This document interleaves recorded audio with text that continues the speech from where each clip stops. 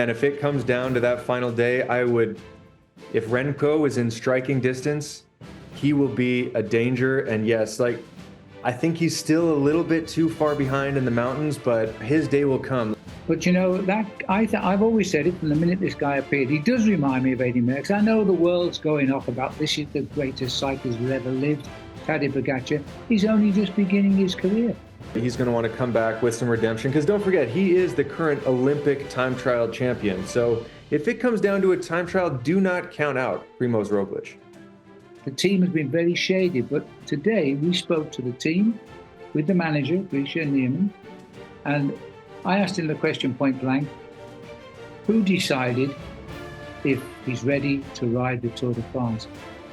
And apparently, Vingegaard said to Grisha, I am ready.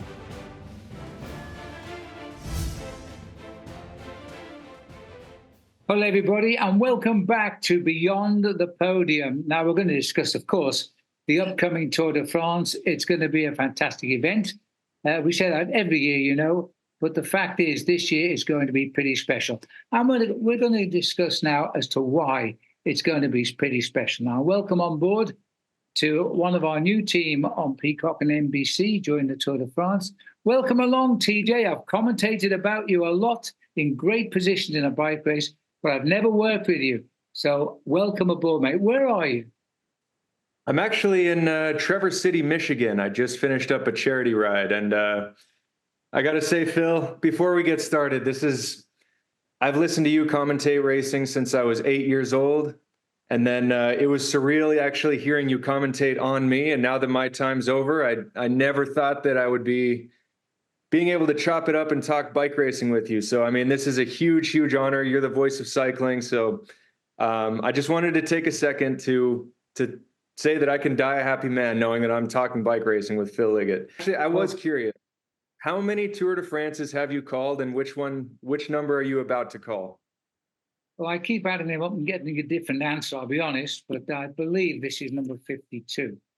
52.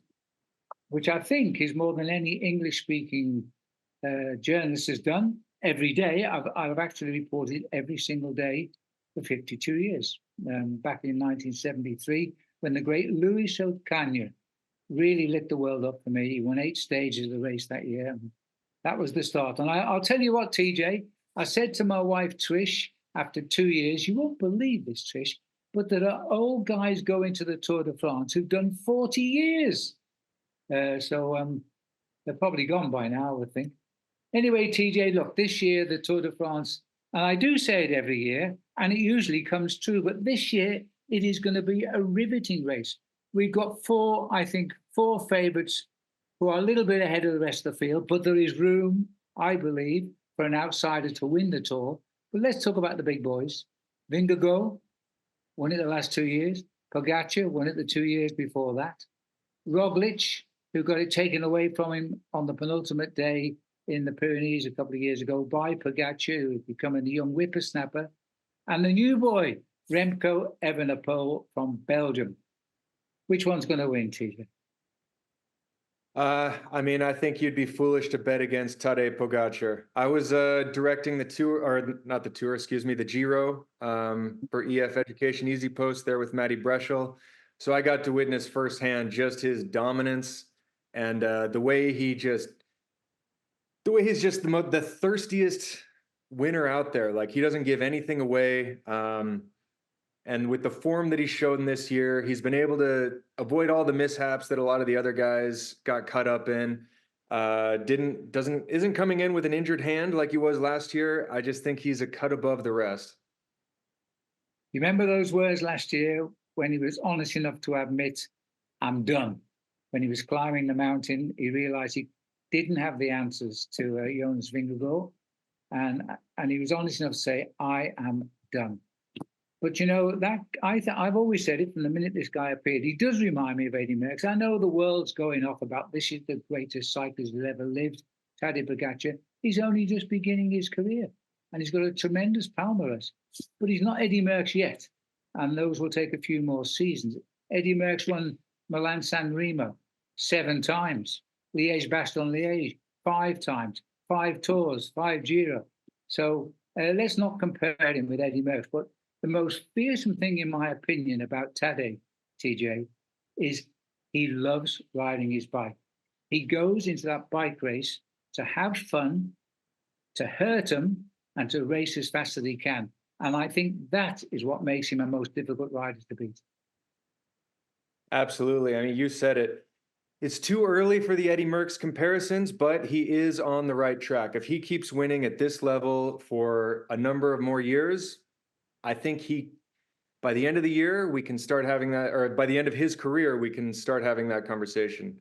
I agree. But yeah, like you said, he is one of the thirstiest winners out there. He doesn't give anything away. Some might even call him greedy, but I think he just loves repaying his teammates. He loves getting out there, crossing the line first.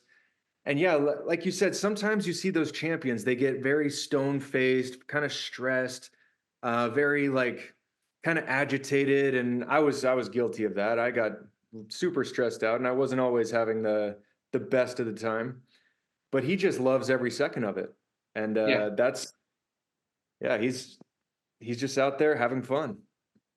Now, of course, he's aiming for the double, that of Marco Pantani, and we're better to get the double than with the race starting for the first time in Italy and then moving into France, of course.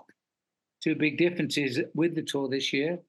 No finish in Paris, thanks to the Olympic Games underway there. Not quite underway, but preparations are. And, of course, the start for the first time in Italy. Italy have won the race 9 times with 7 different riders overall. But there's only one, Tadej Pogacar. I think he seriously wants to do the double, which has not been done, as I say, since 1988.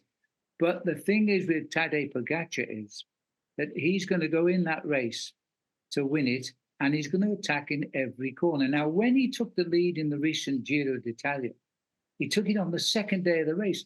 I thought, my God, this guy's expecting to lead the race for 20 days. Red hot favourite. They're all going to throw everything they've got at him. Then he got accused of being a little bit mean with the race because he attacked all the time and he stole all the big stages. And they were getting a little bit annoyed about the attitude. But the thing was, TJ, they couldn't do anything to stop him. Well, that's true. He did take the jersey on stage 2, and he held it all the way through, which was a big ask for the team. So I'm wondering if he's not going to try to save his team a little bit, maybe take some time on his rivals, but then if there's a breakaway that he's happy with somewhere around stage 11, maybe he would give the jersey away to someone who's maybe 5 or 6 minutes behind, let them go on the break, let them take the jersey, knowing that, okay, I'm going to be able to take this thing back in the 3rd week. That might just help him out by not having to do all the podium ceremonies, not having to, get an earlier time on the bus, get an earlier dinner, earlier massage. At least just give yourself a little bit of a break for a few days. I mean, a lot of the guys who had won multiple Tour de France's would kind of have that mindset of, we're not just going to hold this thing all the way through. It's too big of an ask. But then again, Tadej Pogacar, he's not in the business of giving anything away. I think that's the point. He doesn't like to give it away. He just sets his sights on it, thinks about the problems as they come to him day by day. Could be said that's why he lost the race last year, because he tried to his limit and then said, I'm done. And that was the end of his bike race, and Vingegaard won the race. We said there's 4 guys here. Now, the big question everybody will ask is, because Tadej's playing his usual game. He's won the Giro, now he disappears. He's doing all his altitude training, bringing his body back up to strength again. Wasn't in the Dauphiné, didn't come to the Tour de Suisse. This guy's ready to come back to race again, the Grand Tour. Now, if you compare him with Eddie Merckx of the old days, Eddie would ride up to 200 race days a year. Tadej rides about 65, and he looks after himself. I mean, of course, he's still only young as well. That's why I feel he will come this just like a first-time bike rider in the Tour. Let me get at him, let me just go for those boys. And the boys he's looking at, Vingegaard, Roglic, is he too old now? Because I think he's the best tactician of the bunch. And of course, Evenepoel, who can't wait to come to his first Tour de France. And I actually like Remco a lot. I think he's a superb bike rider, and he's an exciting biker. That's the best thing of the year now, right? These guys are exciting bike riders. Can't really call Roglic exciting. He's a bit calculating. But Pogacar, Vingegaard, Remco, they're exciting, right? Absolutely. They all have very different styles. Jonas, I think he's more your typical, you're just your prototypical Grand Tour GC rider. He's gonna wait for that big knockout punch in the mountains and in the time trials, but he's gonna just try to follow in all those technical stages. Whereas Pogacar, he's gonna attack all of those stages. Evenepoel, I think he's gonna look for the time trials to make his time. Might just have to follow in the mountains. I don't know. We haven't seen him go uphill. We haven't really seen him go uphill to the same level as Pogacar or Vingegaard. But when we talk about Primoz Roglic, he is very calculated. He is a very good tacticianer. But the thing that he is going to have going for him is he goes for every single advantage. He never does that knockout punch. And I know I've said this before, but he will paper cut you to death. Like, he'll go for that second place time bonus. He'll go for an intermediate sprint time bonus. He'll mix it up in the bunch sprint where all the GC guys are trying to stay safe in this little bubble. He'll mix it up with the sprinters in hopes that there might be a gap in the peloton, and he'll gain 7 seconds. And next thing you know, you look up and he has a minute on you, and you're like, I don't know where he gained that minute because I've been with him the whole time. He's never gotten away from me, but he will just find those little advantages, and he will just gash you for like 5 seconds, 6 seconds, 7 seconds, 3 seconds. And those things add up. Yeah, no, TJ, if we had a level table, there's only 2 guys going to win this race, isn't there? That'd be Pogacar or Vingegaard. However, that bad crash in the Tour of Pays, it was the worst crash I think I've ever seen on television. It took out all the stars of the event, left them limping, hospital bound, and one of the worst injured was, of course, Jonas Vingegaard. And we've never talked about him since because he's never raced since. The team has been very shady, but today we spoke to the team with the manager, Grisha Neiman, and I asked him the question point blank, who decided if he's ready to ride the Tour de France? And apparently, Vingegaard said to Grisha, I am ready. Now, he would not say he's ready to ride the Tour if he was 5% below being ready, because this guy's always been honest in the Tour de France. You see him at the finish line, he walks up to his team. He says, I wasn't so good today. Or he says, I can feel it coming now. So he's a very honest guy. So I believe the fact he's going to be on the start line in Florence in a couple of days' time, he's here to win the Tour. Absolutely. He's starting with that in mind. I mean, we saw how relaxed and how just cool Grisha was playing it when we spoke with him. And I'm almost starting to think if the reason they didn't have him in Swiss or the Dauphiné was actually just because they knew he was good, but they didn't want to show that to the rest of the world, because then it would be like, okay, we see you're on good form. You're the champion of the last 2 years. It's on you to take the responsibility. So he might be able to sit back, play it cool, and be like, you know what? I'm still nursing these injuries, but in the back of his mind, knowing I'm going to go for that knockout punch there in the 3rd week. I mean, I would love to see Jonas every bit as good as the Jonas that we're accustomed to. Time will tell. But if not, they do have a good backup plan in Matteo Jorgensen. I mean, this guy has improved so much over this year, winning Paris-Nice, winning, what was it, Dwars-Door-Flandern. He was 2nd in the Dauphiné. And when I saw him 2nd in that Dauphiné, I was like, okay. I went from thinking, you know, maybe he can get in the breakaways like he's done before and actually win this time, and he might be able to win 2-3 stages. But I'm changing my opinion now. From what I've seen from Matteo Jorgensen, he can podium in the Tour de France. Right. I'm not going to put him in one of those 4-rider categories just yet, but the way I see him doing it is kind of similar to the way Geraint Thomas did it a few years ago. Just follow, ride a solid TT, follow the wheels, and you can get that podium spot. I think he's ready to do it. And if Jonas is a little bit below, what a domestique to have. The two previous Tour winner pulling in the mountains for you? Well, he'll turn 25, Jurgensen, during the Tour de France. I might be wrong. I think it's July the 1st, he's 25. He's getting an old man these days when you compare him with all these youngsters winning the Tour de France now. But I think he was a different guy. In the Dauphiné, he believed in himself. He had the backing of his great performance in Paris, but now this guy was riding as a winner. He was now believing in himself. So there we have now two Americans on the Visma Lease bike team, both, I believe, capable, because let's not forget, Sepp Kuss has won the Vuelta to España last year, both capable of winning the Tour de France. They're handicapped, of course, because the man who's going to win the Tour de France, if they get their way, will be Vingegaard for a third time. And he's a superhero in Denmark now. This guy can't go anywhere in Denmark. The biggest number of people ever watching a sporting hero came out last year in the main square in Copenhagen to say, well done for a second victory in the Tour de France. So he's a superstar. But what backup to have now? I'm not sure where Kuss is with his form. He was not looking too good during the pre-races. And I don't know what's wrong with him. I don't believe it's anything to do with the Vuelta. I think he came out of that race very strong last year. He's not quite the man we've known in the past yet.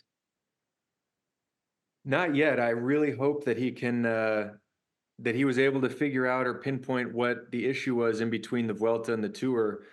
But don't forget, he raced all three Grand Tours last year. And he was part of a winning team on all three Grand Tours with Primoz Roglic in the Giro, and he was his right-hand man in the mountain. And then Jonas in the Tour, right-hand man in the mountain. And then he won the Vuelta himself. And he had to go deep in that Vuelta. I remember that stage on Angliru. He had to go pretty deep there. So doing all three Grand Tours, I'm wondering if he's carrying a little bit of fatigue from last year. I hope I'm wrong. I'm a huge, huge Sepp Kuss fan, and he is such a good. But I want to see him back at his best, but maybe he's just a little bit too fatigued from last season. You mentioned what a nice guy he is, TJ. I was staying in the same hotel as him last year at the start of the race in Bilbao. And I hadn't seen him the whole time. I was there 4 days, never saw the team, never mind Sepp. And on the last day before the start, I walked out. I must have come down early enough. He was about to go out for a bike ride. I said, Sepp, lovely to see you. How are you going? He just looked at me and says, you're in for a tough 3 weeks. I said, what? I said, what about your 3 weeks? They're going to be a lot harder than mine, mate. And that's that. He was just being nice, saying, I'm in for a tough 3 weeks, commentating. I doubt it, Sepp. And of course, he rode superbly in the Tour de France. I have a lot of time for him. And if Vingegaard, whatever the reason, because of that bad crash and his bad injuries, and he doesn't hit the top spot, Sepp could be the man to save the day, or indeed Jurgensen could be the man to save the day as well. But hey, we're talking about two Americans here, TJ. Two Americans and one of the biggest teams in the world with the potential now of making the podium in the Tour de France. This is unbelievable now. I know. I mean, American cycling is in a good spot right now, and we have guys who had just won a Grand Tour and they're getting podiums, they're winning World Tour races. I mean, I don't think we've seen this talented of a group of Americans since, I don't know, the 2000s or something. But yeah, I mean, you also can't forget about Nielsen Paulus, who he's won San Sebastian, he's finished on top 5 in some other monuments, and he's coming and he's in good form. He's battled through some injuries this year, but he is on good form right now, and I think we can see him maybe battling for another polka dot jersey. Definitely going to mix it up in some of the stages. There's a lot of opportunities for him, but I mean, American cycling is absolutely in a good place. And we also have Sean Quinn going there, representing in his U.S. national champion jersey. So we got a lot to look forward to. Well, that'd be great. Now let's talk about Remco Evenepoel. This guy has developed nicely. He looks a little bit more fallible at times. When he blows, but I think Remco is the guy. I saw him win when he won his world championship in Scotland. Halfway through the race, I told everybody to watch the guy still in the peloton. By the end of the race, he rode away and took the world title alone. He is, I think, fallible. I think he can make mistakes, but he gives it his best shot. And when he goes with great determination. He's the youngest rider to win Liège-Bastogne-Liège for 54 years. That's 2 years before I did my first Tour de France. And so this guy's got all the talent, but I'm not sure he can cope with the likes of Pogacar yet, or Vingegaard. I gotta say I agree with you. In the mountains, yes, he's a very talented climber, but I've never seen him actually really attack, drop the rivals, and gain a minute on a climb. In a time trial, that's another story. And in some of those mid-mountain races, maybe some of those lumpy stuff, like a Liège-Bastogne-Liège style, he's so aerodynamic that if he gets away, he's basically, he can stay within himself and he'll be going at 55, 60K an hour with barely pedaling. He can just fold himself in half, get so aerodynamic, which is why he's such a talented time trialer. And there are 2 time trials. And actually, that's something that we need to discuss because the Tour de France is finally finishing with a time trial. Some of the most exciting Tour finishes have finished with a time trial. If it comes down to it and he's within a minute of someone coming down to that final time trial, Evenepoel could just take it on the last day. Why not? You know, the reason the Tour de France never had a time trial finish is because of the exciting finish back in 1989, when Greg LeMond turned the tables on Laurent Fignon, 50 seconds behind at the start. 15 miles later, he wins the Tour by 8 seconds. I had them both crying alongside me. Kathy and Greg crying for joy, and Fignon rolled up like a fetus on the floor, crying because he'd lost the Tour. And I was crying because I predicted Greg would win by 6 seconds, and it was by 8. And my producer in England put the key in my ear and said, "Phil, get it right next time." So there's 3 of us crying for different reasons. But I'll tell you what, because of that unbelievable finish on the Champs-Élysées, they've never had a time trial again. And I feel it's been kind of forced on them because of the Olympics in Paris. It's completely shut down Paris, the Olympics. Everybody on the Tour de France is flying to Paris the day after to take part in the road races and time trials and commentating. And of course,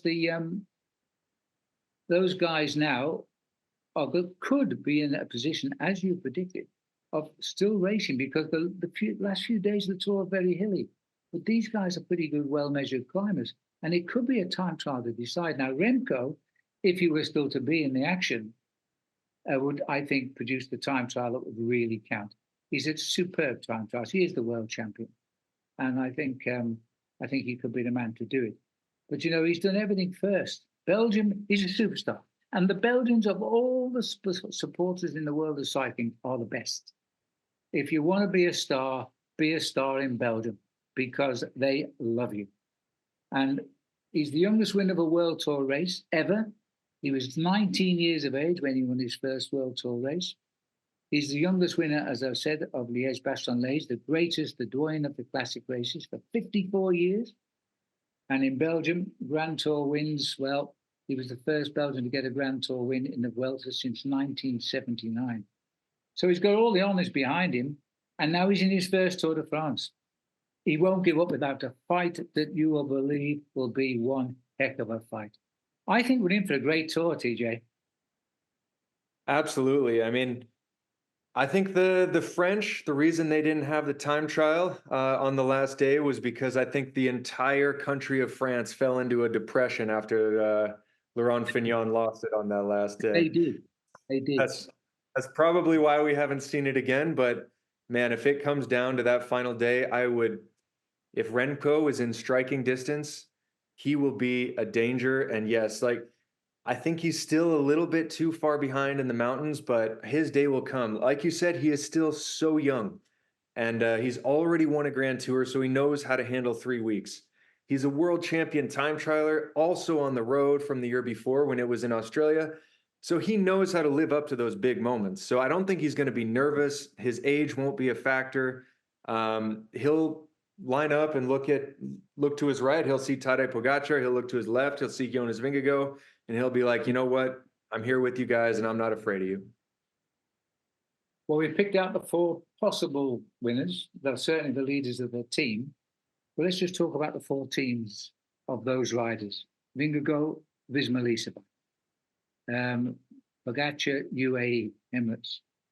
Roglic, we haven't talked too much about Roglic, but that guy for me is going to be very much in the frame. He rides now for a new team. He left Visma, he's on to Bora.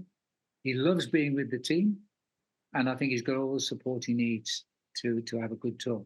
And of course, Remco rides for Soudal and the infamous Patrick Lefevre, who shouts at everybody unless they're winning races. However, those are probably 4 best teams in the world right now, carrying the 4 superstars for the Tour de France. How do you rate the teams there? Well, I mean, when you look at the recent Tour of Switzerland, you had Adam Yates winning and João Almeida finishing second, and they're going to be the ones pulling for Tadej in the mountains. So I'm like, and behind him, you have Juan Ayuso, who, again, I'm going to say this every time I bring up Juan Ayuso's name. I still see him as American. He's our token American. I know he has a Spanish flag, but he is an incredible young talent, also going to be pulling for Tadej. So Tadej definitely has the strongest teams, especially for in the mountains. But Bora Hansgrohe, they have Vlasov, who finished 5th in the Tour, and Jai Hindley, who had just won the Giro a couple of years ago. He's going to have him supporting, those two supporting. Obviously, we've talked about Sepp Kuss, Matteo Jorgensen, and they're going to be for Visma Leasebike. Mikel Landa also for Soudal Quickstep. That's, if I were to rank the teams, UAE is on top, but those other teams, you're not going to have a weakness of a team is not going to be an excuse for any of these guys because they're bringing in some star power for support. Can you imagine, TJ, in those team buses the night before the next day's stage, the conversations that are going to take place with these riders, because they are so closely matched as teams, and they're going to have to pick guys who can handle guys. I think it would be quite nice to hear those guys chatting out the next day's plans on the road. Remco, for example, he like all of these team leaders, they're pretty demonstrative, you know, they know their ability, so they tend to get deep into the conversation and say, hey, I want you to help me do this.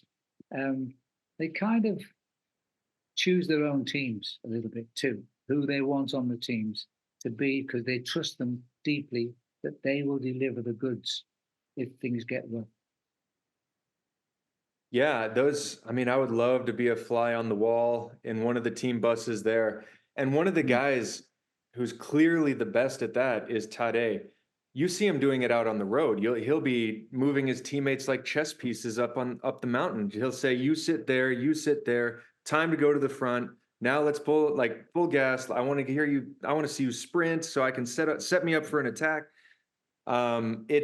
He's like a quarterback, he's like Peyton Manning out there, just calling audibles. And I did a American football analogy there, so sorry if you're not following me.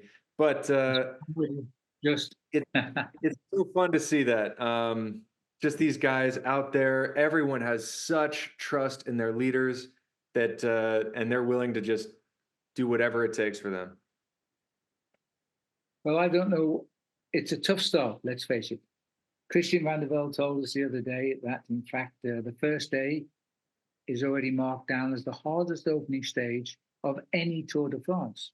And it began back in 1903 with 400-kilometer stages. So we're riding away from Florence and bound for Rimini, a series of hills, a course that's well known to the riders because the Grand Prix Emilia is in that region, and we're riding on some of those roads. So they know what's coming. But I mean, when we get the other side to Rimini and the beautiful coastline, then we start crossing our route to go back to France over the next 3 days. It's the old story. We say it every year.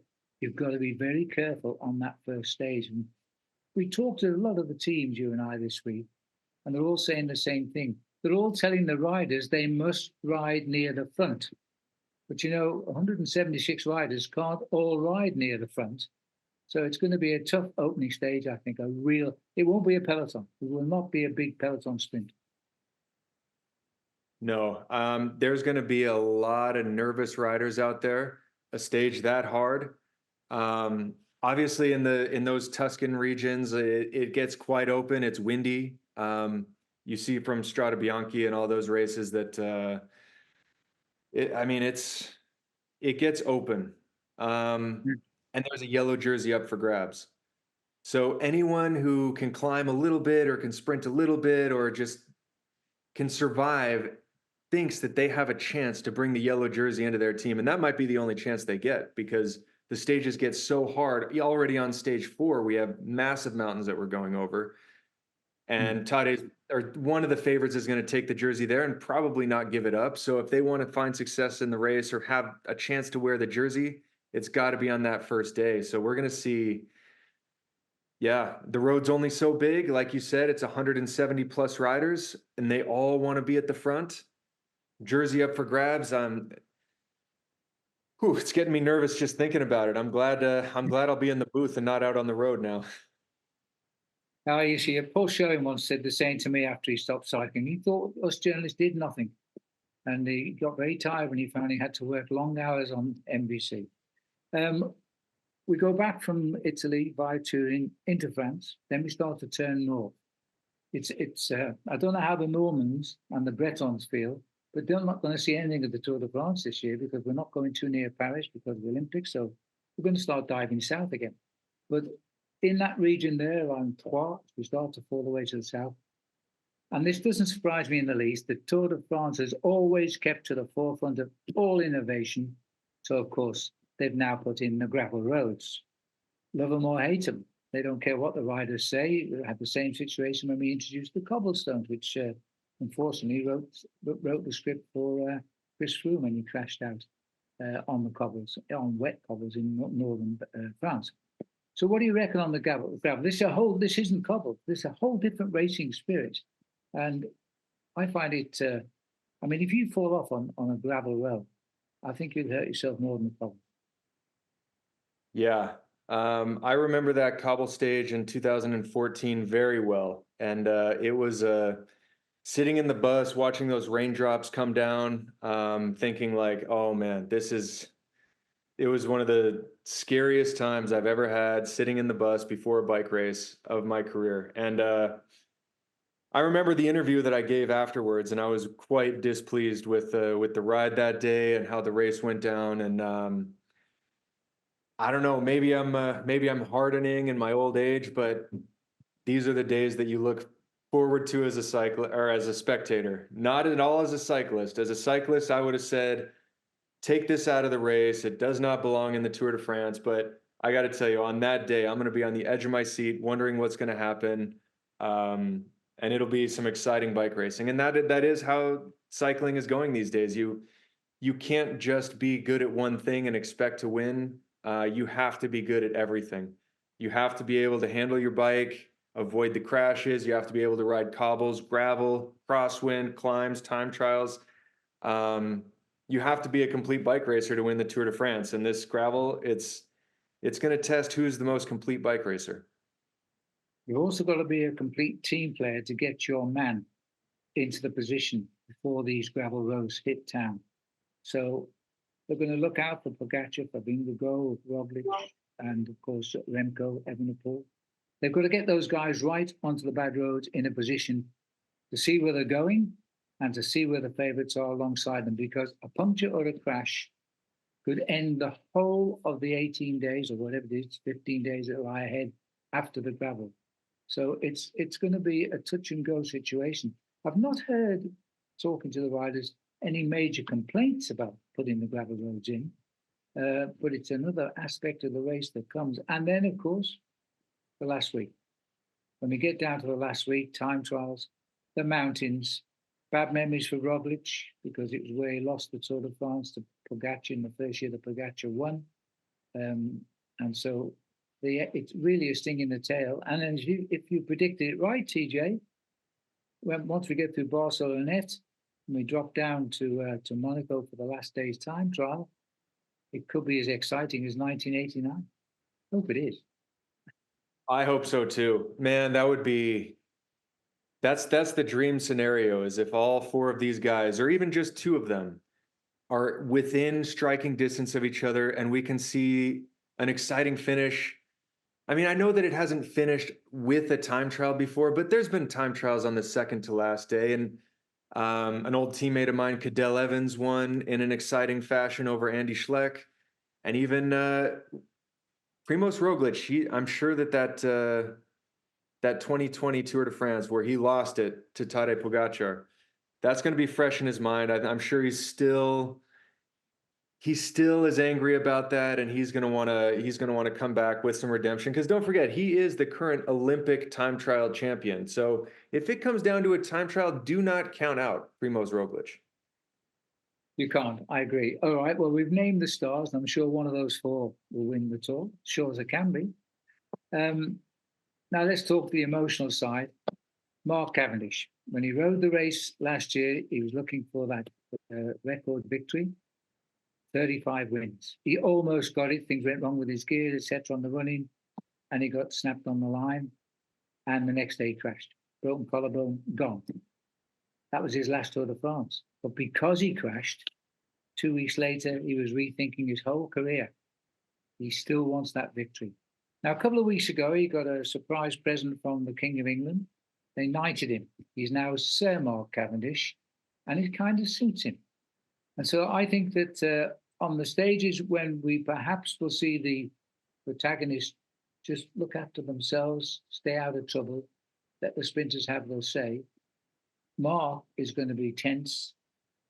And I'm going to ask you now, TJ, do you think he can get the record that will take it clear of Eddie Merckx? No one's ever won 35 stages of the Tour de France. And Mark, for years, said it was never a target, but I'll tell you what, it is. It absolutely is. Mark Cavendish has had one goal for the past couple of years, and that is to get that number 35. And I have a lot of love for Mark Cavendish. I started out as teammates with him in 2010 when I signed my first World Tour contract. I rode my first Tour de France with Mark Cavendish, and that was when he won the green jersey in 5 stages. Great guy. I say hi to him. I catch up with him anytime I have a chance to when I see him at a race. I would love nothing more than to see him get number 35. But if I'm being completely honest, I don't think he can do it. The sprinters now, they've gotten faster, younger, they're taking risks. I haven't seen anything from him this year that says that he's ready to do it. I know he just won a stage at Tour of Hungary. So maybe his legs are back. He would make me the happiest person in the world if he proves me wrong. I hate saying this because I have so much love for the guy. But I just don't see it, but I am rooting for him all the way. I think what you're saying is what everybody would say, the same thing. They just love Mark, and they'd be over the moon to see him win. Beaten fair and squarely, I think Jasper Philipsen and the other big sprinters, and we've got Tim Merlier. I'm not sure Tim's riding, but we've got the Arnaud Delis riding this year for the first time. These are big sprinters now, and they're quicker than Cavendish. So he's got to work out how. Now he's got his lead out man back, Markov. And he just loves leading out Mark Cavendish, and more than that, they're very close friends. But if they beat the other sprinters fair and square and Cavendish win, I'll bet you the sprinters are the first to congratulate him, because they all love Mark Cavendish. He wears his heart on his sleeve. He said he only lives down the road from me, by the way, just out this window here, 20 miles away.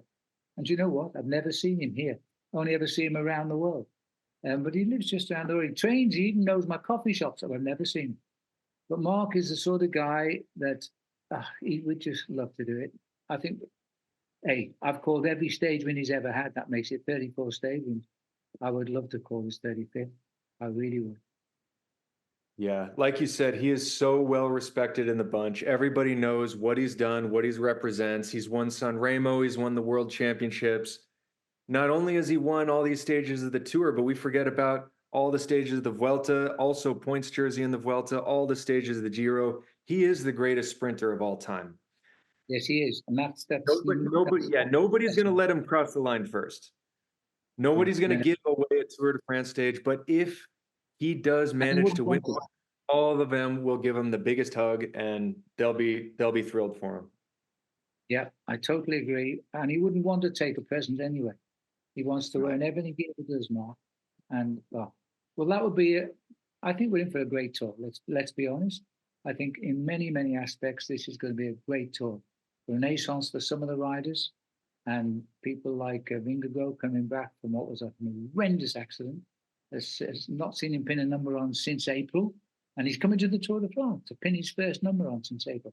And of course, Remco is coming to the Tour, and the world, and particularly Belgium, is waiting for that. We're in for the best tour ever, I guarantee it. And you should never do that with the Tour de France, should you? Anyway, there we are, beyond the podium. We hope you've enjoyed our little chat, everybody. Now, don't forget that we'll be on Peacock, and we'll look to see you on the start line when we kick off from Firenze. We know it better as Florence on Saturday. Hope you've enjoyed the chat. TJ, you're going to be a superstar on television. Thank you very much. Well, I am so honored to be working with you. Hopefully I can live up to your expectations, but I'm just thrilled to have this opportunity, and I can't wait to be calling the races with you. We're going to look forward to it. What a race we've chosen to call. Thanks very much. Good luck. See you on Saturday. All right.